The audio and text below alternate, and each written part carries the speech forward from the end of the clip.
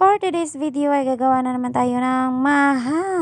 Meron ako ditong cornstarch, 2 kokomama, corn kernel, and ibap, condensed, and cheese. Diba may own version sa paggawa ng maha. Ayan.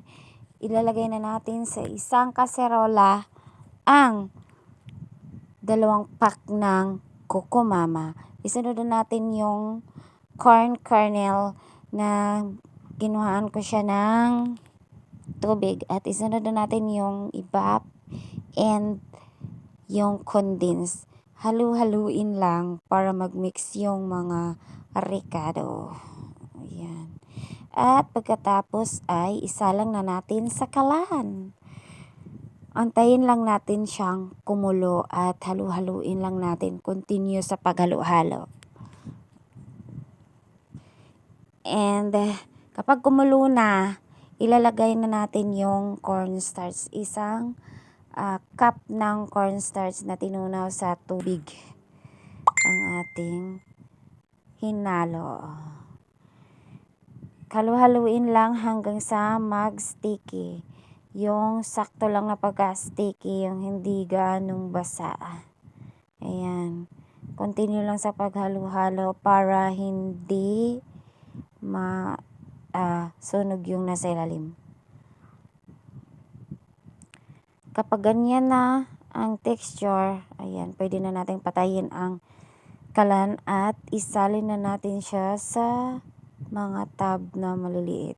Huwag natin masyadong punuin kasi konti lang yung ating nagawa na maha.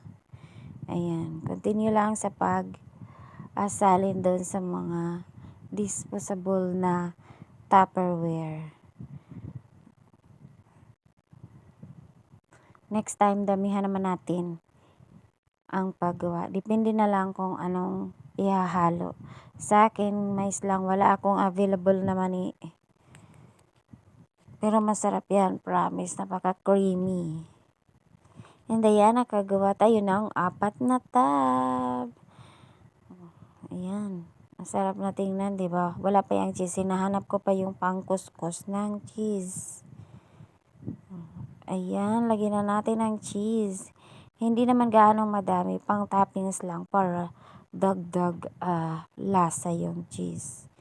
Ayan.